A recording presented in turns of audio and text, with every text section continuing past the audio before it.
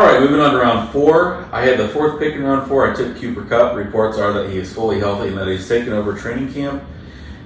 This is what I feared for Puka Nacua. Now, when they were both on the field last year, they were incredibly productive. They both scored a lot of points, but it definitely capped Puka's ceiling. A lot of people forget just how good Cooper was 2 years ago. Right. I haven't forgotten that. I know what he's capable of. Now, he is getting older, but as a wide receiver, too, for a guy that a lot of players were taking 1st or 2nd overall, or at least contemplating after the monstrous season that he had, I like the upside there, and I like the floor. As long as he stays healthy, but again, you can say that about anybody. So that's why I did that. You took Rachaad White with number 9 in the 4th round. That's incredible value. Yep. I've seen him go much earlier than that. Tell me why you chose him over some of the guys that went later. I like his pass catching ability. He's still the bona fide, and he still has the same quarterback that's going to be throwing checkdowns. Baker Mayfield, captain checkdown, right there. He has a very good offensive line. I know he doesn't really get a lot of yards after contact, but they have him a lot on fantasy sports radio too. And I wouldn't be surprised if he actually plays fantasy football. So he is just, he's a guy that I've always liked. I've always liked him, and I think he's definitely going to take another step up this year. Okay. All right. So, what was your favorite pick in round 4? I like Travis Kelce. In the 4th round, who has been going, last year he was going in 1st, 2nd round, and not a whole lot's changed. Now he's going in the 4th round. I still think that's very good value. I really do. All right. I got to say, I think my favorite pick in the 4th round is probably Patrick Mahomes. And that's not to say that his value, that's where he should go, but he went as QB4. Right. So, again, we always say that when you go into the draft, you can have your strategy, but you have to adjust, correct? Obviously, this person saw the quarterbacks going off the board. So at this point, we had Josh Allen going off in the 2nd. All right, even in this round, before Patrick Mahomes goes, there goes Lamar Jackson. Yep. Jalen Hurts taken in the 3rd. So he's the 4th quarterback off the board. The guy is seeing the writing on the wall. He identifies his player.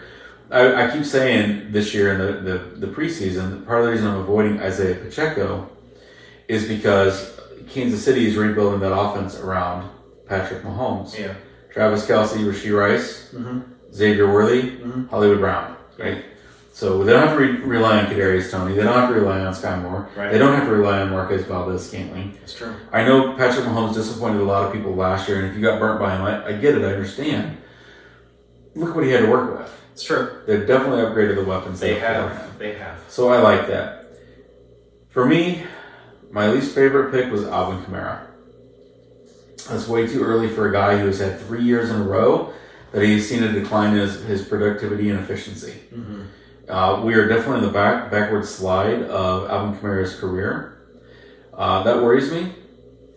And here's the thing. He's going to have to be a starter. They took Christian McCaffrey in round 1. The same team took Josh Allen in 2, Drake London in 3.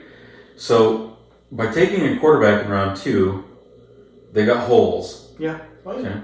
And now they take Alvin Kamara. I know he only has to be the 2. I don't trust him to be my 3. I'd be fine with Kamara as my 4. Right. But I don't trust him to be my 3. No. Or my 2, sorry. So that was my least favorite pick. What was yours? It's kind of a 3-way tie between Cooper Kupp, and Alvin Kamara. Deebo Samuel, he's just way too inconsistent. You never know if he's going to have a good game or if he's just going to have like 2 catches for 50 yards and no touchdowns. Or he could have a 5-catch, 100-yard game and 3 touchdowns. You just never know when that's going to happen. He is all over the board. Alvin Kamara, the same reasons you said. He's somebody that I'm purposely avoiding. Cooper Kupp, I get it. The talent is there. It's just the injury risk scares me. It really does. He has been bit by the injury bug a lot of times. And it's too, in the 4th round, it's too rich for my blood. Yeah, I'm just hoping that with the emergence of Puka Nacua, he can stay healthy because he's not going to get hit 30 times a game. No, I get it. So, all right, so let's move on to the 5th round. You have the 2nd pick. You took James Cook. Okay. What was your thinking there? Well, I saw what happened after Buffalo changed offensive coordinators last year, what was going on with James Cook. Now, unfortunately, with James Cook and with Rachaad White, these two guys that I just can't stay away from, just when people needed them the most, they disappeared in the playoffs. I get it. I was upset about it too, but that doesn't mean I'm going to not stay away from them. I'm going to stay away from them this time. James Cook, I think, there's a possibility for an even bigger role there. They're going to go back to running the ball, and James Cook is going to get the rock whenever Josh Allen isn't running. It's going to be the James Cook and Josh Allen show with tight ends and wide receivers kind of sprinkled in there, but you never know which one it's going to be. You never know. A lot of people are thinking Dalton Kincaid is a good possibility, but it could also be Khalil Shakir. It could also be Keon Coleman. We don't know. James Cook, the only person that he has to compete with touches for right now on paper is Josh Allen. All right, so with the 7th pick in the round, I took Aaron Jones.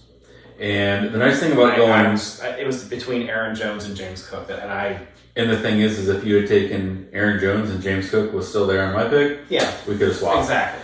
So my thought with Aaron Jones is I know another guy that has an injury history. He does. He's playing indoors now. I love that he's playing indoors. He's playing indoors. I love that he's playing indoors. He's playing with a rookie quarterback or Sam Darnold. He is playing on an offense that has legit weapons on the outside. So the safeties and the linebackers are at least going to have to respect that. Mm-hmm. Now, I will say the one pause for concern is that with Justin Jefferson, Jordan Addison, and T.J. Hawkinson, who is ahead of schedule on his recovery, everybody's like, well, his workload and then the receiving game is not going to be there. Yeah, it is. Yeah, it is. Because no matter if it's Sam Darnold, who admittedly saw ghosts when he was in Carolina, remember that comment? Admittedly saw ghosts. Or rookie Justin Jefferson, J.J. McCarthy, they're going to check the ball down. Yeah, they are. They're going to. And if they just do like a little swing pass out on the flat, who's going to be out there to grab him? Because those safeties and those corners are going to be 10 to 20 yards back, covering Jordan Addison, Justin Jefferson, and T.J. Hawkinson on the string. And the reason I know that is their offensive coach has a pretty good mind and knows how to scheme that play open. Mm-hmm. So I like Aaron Jones quite a bit. I'm hoping that being indoors will help keep him a little bit healthier. Yeah. He's playing in a division that's going to score a lot of points. Yes. With Sam Darnold or a rookie as your quarterback, you're going to always have to be scoring. They can't take their foot off the gas. And guess what? Garbage time counts as much as any others. Yes. So this is not an offense that's going to be able to take their foot off the pedal. Plus, they may run the ball with him more to protect Sam Darnold or a rookie quarterback. Mm-hmm. I love Aaron Jones this year. I would have been fine with either one I read too. Yeah. I like, to me, you can put James Cook and Aaron Jones, flip a coin, and I'd be fine with either at this point. Mm-hmm. All right, what was your favorite pick in this round? I'm not going to pick mine, but I like your Aaron Jones pick. I really do. Yeah, I mean, from a value perspective, getting him so many picks later was pretty good. Yeah. I like that too. I'm going to say my favorite pick is also Aaron Jones. I really like that pick. I like the value. I like the upside that you get there. The situation dictates that he should have a good year if he stays healthy. But again, every one of these guys is one hit away from never playing again. Yeah, well, and take a look at what Aaron Jones did against Dallas. He tore in the playoffs. Ripped him a new one. Now, granted, that was a completely different team. But still... Show that he still has it. He still has it. Yep. He still has it. So, do you remember how I said that any given player is only one hit away from never playing again? That's going to bring me to my least favorite pick. And this hurts both of us. Because I'm a Bears fan, but I live halfway between Chicago and Indy. I know, and I'm going to have to say mine's the same way. So, listen, I get the hype about Anthony Richardson, his dual threat ability. I do. The dude, not only could he not complete the season last year, he had a hard time completing a game. A lot of people forget he had a knee injury at the beginning of the season. A shoulder injury, concussion. I think he only played 1 or 2 complete games. That was it. Yeah. Before he got hurt. He does not know how to protect himself. And honestly, that's why I'm so high on Jonathan Taylor this year. So, I mean, I've got Christian McCaffrey as my RB1. Mm-hmm. I've moved Breece Hall into my RB2 slot. Mm-hmm. I've got Jonathan Taylor as my RB3 above Bijan Robinson this year. And the thing with Anthony Richardson, as much as I hate to say it, and as much as it hurts me as a diehard Colts fan, he's one of those guys that when somebody else takes him, I'm like, Let me know how that works out for you. It might work out good. I hope it does. I really do. As a Colts fan, I hope it works out, but I am not taking Anthony Richardson in the 5th round. Can't do it. And it's not even the fact that I would rather have C.J. Stroud. Yeah. I would rather have Jordan Love. I would rather have Dak Prescott. I'd rather have Kirk Cousins. And all these guys went later. I mean, you start looking at this. Kyler Murray, who I took, dude, what a steal that was when I got him. But it's my least favorite pick. I don't trust him to stay healthy. What was yours? You agree? Anthony Richardson. It's just too risky. Way too risky. Wait, in a money Way league. too risky. In a $100 money league, yeah. Now, I get that you want the upside. But oh my gosh, the downside is too scary for me. Mm-hmm. All right, let's go ahead and move on into the 6th round. This is when it got a little interesting. This is when it got very interesting. So I will say, I took Dalton Kincaid at the 4th pick. I took Dalton Kincaid. Mm-hmm. And the reason I took Dalton Kincaid is because we talked about this. He is the most targeted guy left on that roster. Mm-hmm. His competition is Khalil Shakir, who I like, but is very diminutive, won't hold up. Mm-hmm. Curtis Samuel, who's just kind of been a journeyman at this point and a rookie. Mm-hmm. I would not be surprised. That's why I loved your James Cook pick. Mm-hmm. So out of the guy, so last year, I don't know, most people don't realize this. Stephon Diggs led that team in targets. Mm-hmm. Dalton Kincaid was number 2. He was. Gabe Davis was number 3. Uh-huh. And your boy was number 4. Mm-hmm. Okay. So Stephon Diggs gone. Gabe Davis gone. The number 1 most targeted player left. Dalton Kincaid, number 2. James Cook. And I honestly would not be surprised if that's the way it went this year as well. I would not be surprised with that either. So, now, I also took Keon Coleman later in this draft, and we'll talk about that when we get there and the reasons why. Mm-hmm. I would not be surprised if Dalton Kincaid remained the number 1. Yeah. When he came out of Utah, and I went out and watched the game at Utah and saw him play. Mm-hmm. When he came out of Utah, he was very much like Kyle Pitts. Yep. In the fact that he came out as a receiving tight end, not a blocking tight end. Mm-hmm. He was never known as a blocking tight end. Yep. He runs routes. He does. He runs routes. He's like Evan Ingram, who runs routes, right? We're not talking, Kyle Pitts does not block. No. Runs routes. Mm-hmm. This is not Jonnu Smith. No. This is not Mike Gesicki. Yep. This is a guy who, even early in his career, is just running routes. Mm-hmm. You are seeing the Gronk effect, the Travis Kelce effect, the I am Tony Gonzalez effect. Tony Gonzalez? Yeah. These are guys that don't block. They are receiving tight ends. They got the big frame. Jimmy Graham, another guy, very similar, big frame, could box up. Kincaid runs nice, clean, crisp routes. He does. So, having said all that, Dalton Kincaid is a guy that I'm going to target probably in every single draft, and he's going to break my heart if he gets hurt or disappoints, because I'm going to have a lot of shares of him. I have Dalton Kincaid as my number 2 tight end this year, only behind Sam Laporta. Mm-hmm. I like Travis Kelce, but we talked about all the weapons they invested in. Mm-hmm. I am purposely staying away from Mark Andrews Mm-hmm. Because you have a quarterback and Lamar Jackson and a running back and Derrick Henry that are going to keep that box stuffed. And Mark Andrews runs his routes in the middle. Yep. A lot of congestion in the middle this year. That's why I like Zay Flowers. Mm-hmm. So I'm kind of staying away. Plus, how many red zone targets is Mark Andrews going to see when you got Derrick Henry and Lamar Jackson's abilities? Quite a few. Probably. Yeah. I'm not sold on him. George Kittle, Brittle Kittle. Yeah. High quality, low volume. Mm-hmm. Not going to cut it. I actually like Kyle Pitts more than a lot of those guys. Yeah. But I've got Dalton Kincaid as my tight end number 2, only after Sam Laporta. A tight end who I think is going to put up wide receiver numbers. Maybe wide receiver 2, maybe not wide receiver 1, but wide receiver numbers at the tight end position. Loved the value. Yeah. Okay, you took Kyle Pitts, another guy who I have higher than most. I have Kyle Pitts I'm ready to be hurt again. number 4 tight end. Number 4 tight end, yep. I got Sam Laporta number 1. I've got Dalton Kincaid number 2, Travis Kelce number 3, and Kyle Pitts number 4. I'm telling you, the tight ends are so deep this year, and that's why I feel like you and I won. Trey McBride is my number 5, and he went into this round too. Yeah. Tight ends are deep. They are. They're deep, and I don't think we've ever been able to say that. Right. We've had the Gronks, we've had the Jimmy Grahams, we've had the Tony Gonzalez's, we've had the Dallas Clarks, we've had the Jason Wittens. We've had these guys, but most of the time it's 1 or 2, maybe 3 per year. Yeah. That's why a lot of leagues went away from having tight ends or did a tight end premium where they offer 1.5 points per reception. Not this year. You don't have to. So you went with Kyle Pitts. I just made your argument for you. You want to add anything to that? I mean, he should finally recognize and realize his talent. Yeah, hopefully. If he flops again, I don't think anybody's going to draft him. Well, and do you want even more reason to love your pick? Sure. You ready? Yeah. They've been running him out as wide receiver, not tight end this year. They're not even running him in the slot. Well, they actually have a coach in there that knows how to They're running use him. Drake London and Kyle Pitts as wide receivers, and they're putting Darnell Mooney in the slot. Yep. So, if you want another reason to love it, I love that pick. Yeah. Love that pick. Okay. Love both of our picks. Mm-hmm.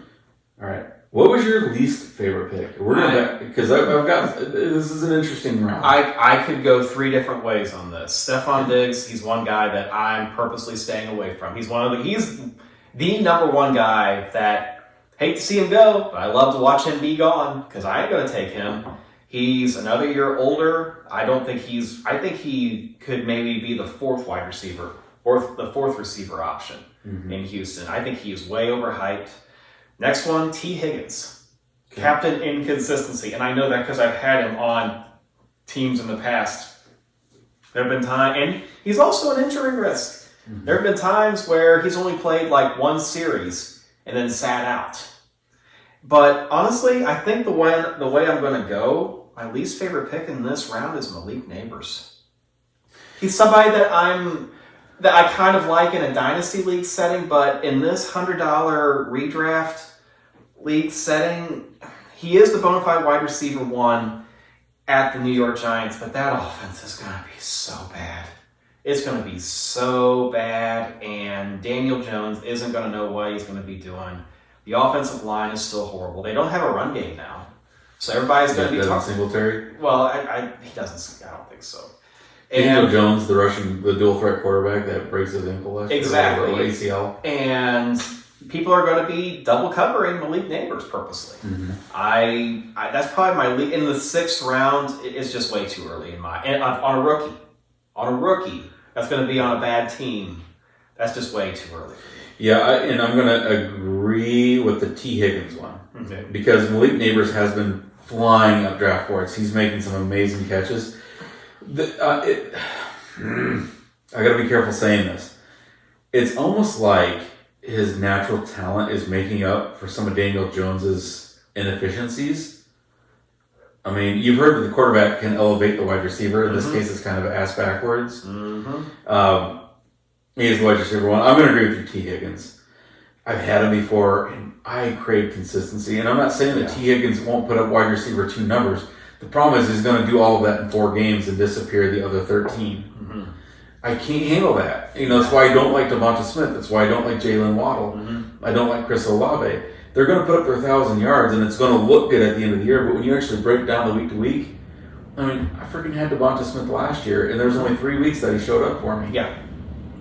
Calvin Ridley did the same thing to me last year. Oh, yeah. I just cannot stand that. Cannot stand that. All right, what was your favorite pick in this round? Christian Kirk. Okay. I think I'm going to go Christian Kirk on this one. All right. I'm going to say that I think he is a 6th round talent, but we've seen him go in the 7th or 8th round. Yeah. So the only reason I can't pick that as my favorite is because it was too soon. The only reason that I can't say it was my worst pick is because it's probably right. The other thing is the guy that took him with the 3rd overall pick in the 6th round, meaning it was going to be a heck of a long time until it came back to him. So if he's your guy, you identify him, you kind of had to. Yeah. Kind of had to. That's why I don't want to be on the ends. My favorite pick, believe it or not, is a 31-year-old running back. How often do you ever hear that? Raheem Mostert. I was debating about going there. I mean, you just cannot ignore a guy that scores 20 touchdowns. Now, is he going to regress? Absolutely. Yeah. He's never done that before. He's not going to do that again. Yeah. But that offense, I mean, give the coach some credit. He knows how to scheme the run game. Achane is great, but Achane also can't stay healthy. So, honestly, the rookie is looking pretty good down there, too. Good reports coming out. But I like Mostert. I think anytime you can get a guy with 20 touchdowns in the 6th round, even if he has some regression, I agree. that's value.